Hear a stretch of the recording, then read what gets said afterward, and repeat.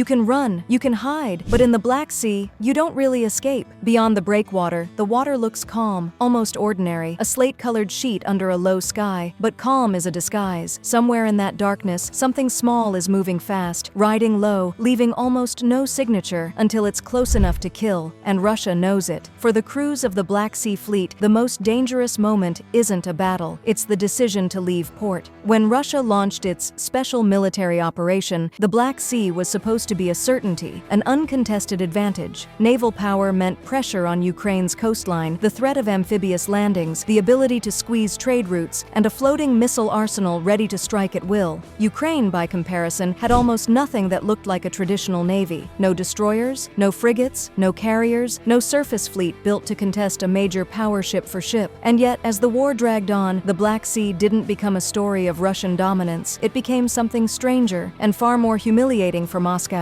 A country with barely a navy found a way to make Russia's fleet behave like prey, peeking out, firing from the edge of safety, then retreating back into hiding. How? By turning the sea itself into a hunting ground, with drones. To understand the reversal, you have to go back to Crimea. In 2014, Russia's illegal annexation didn't just redraw borders, it seized Sevastopol, an old, strategic port, and the beating heart of the Black Sea Fleet. Ukraine lost ships there, infrastructure, and the kind of naval presence that might have mattered later. Russia absorbed what it could, returned what it felt safe returning, and built the rest into a fleet it believed would terrorize Ukraine's coast. Then it modernized. New frigates, missile corvettes, submarines, vessels designed not only to sail, but to strike, especially with caliber cruise missiles that could hit targets far beyond the horizon. The math looked grim for Ukraine, and for a moment, it was. Until April 2022, when the Black Sea Fleet lost something it couldn't replace with propaganda. The missile cruiser Moskva, the fleet's flagship, was hit and sent to the bottom. It was more than a shipwreck. It was a crack in the myth. It told every crewman in every Russian harbor, you can be reached. After Moskva, Ukraine escalated and changed the method. Instead of chasing Russia's ships in open water with larger ships of its own, Ukraine built a different kind of threat. Unmanned surface vehicles, USVs, sea drones small enough to be hard to spot, fast enough to close distance, and cheap enough to take risks a crewed vessel never could. They arrived like ghosts, a low profile on the water, a camera feed flickering on a screen, an operator, far from danger, steering a weapon toward a target protected by guns, radars, and decades of doctrine, and still vulnerable. One strike, and the balance shifts. Sevastopol, once treated like a sanctuary, became a recurring headline. Drone and missile raids forced Russia to treat its own base like a front line. High-value targets were hit, warships were damaged, and the fleet began to do something navies are not built to do. It began to retreat. Some vessels pulled away from Crimea, others reduced their time at sea, and soon the pattern became predictable. Brief sorties, quick missile launches, then immediate withdrawal back toward port. A Ukrainian intelligence officer, callsign 13th, describes the new reality. Russia is so wary of sending ships into the Black Sea that it keeps them as close to the ports as possible, not because it developed brilliant counter-drone defenses, but because it hasn't. Russia's adaptation is distance. It's hiding. It's a game of naval peekaboo, staying inside a bubble where shore-based protection and quick retreat offer the best chance of survival. And even then, it still tries to use what it has left. Ships creep out, roughly 40 kilometers from port, launch long-range missiles, and scurry back like they've touched a hot stove. Many of those missiles arc toward Odessa and the Danube ports, shots fired from the doorway, not the battlefield. A sea of around 169,000 square miles gets reduced to a thin ribbon of water, hugged close to Russian infrastructure. The rest becomes something Russia can't truly own, not because Ukraine sails it with a grand fleet, but because Ukraine threatens it with something harder to see and harder to stop.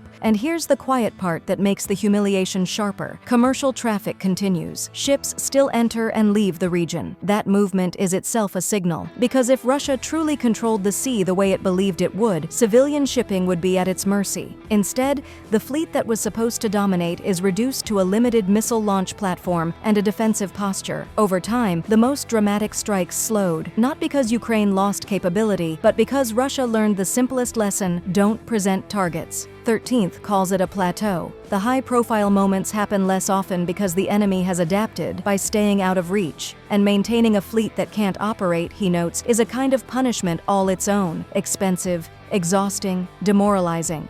But Ukraine isn't satisfied with keeping Russia pinned. It's building the next generation of the trap. The Magura family shows the shift. One version is a ramming drone, built to carry a warhead and end a ship with a single, deliberate collision. Another becomes a floating weapons platform, armed to challenge the helicopters and aircraft that once hunted these drones with confidence. Operators guide them from suitcase-sized consoles, screens, joysticks, secure links, turning distant rooms into command centers, and turning the open sea into a grid of opportunities. And now, Ukraine is pushing towards something even more unsettling: autonomy. 13th describes a near future where a drone is launched and begins to search independently, sorting targets, distinguishing civilian vessels from military ones, making more decisions without constant human input. Years of operational data are feeding that direction. At the same time, upgraded systems are emerging: longer range, heavier payloads, modular variants, some built to deny capture with layered self-destruct mechanisms. With Russia's warships constrained, Ukraine's drones have begun shifting toward another target set: the Shadow Fleet, a network of aging tankers and cargo ships used to keep Russian oil moving despite sanctions, ships that obscure ownership, change flags, blur paper trails,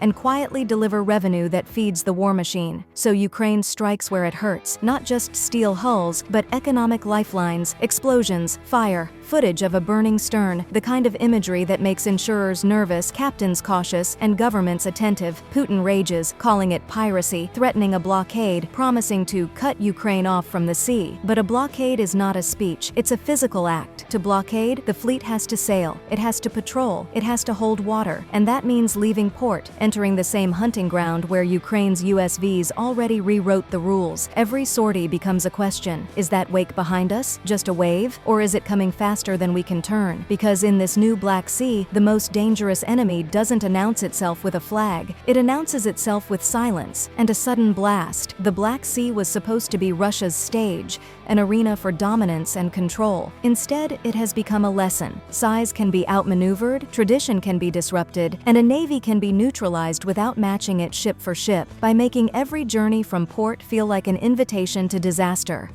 And as Ukraine's sea drones evolve, more range, more payload, more autonomy, the pressure doesn't fade, it deepens. Somewhere out there, under a gray sky and over dark water, the sea remains quiet. But for Russia's fleet, quiet is not peace.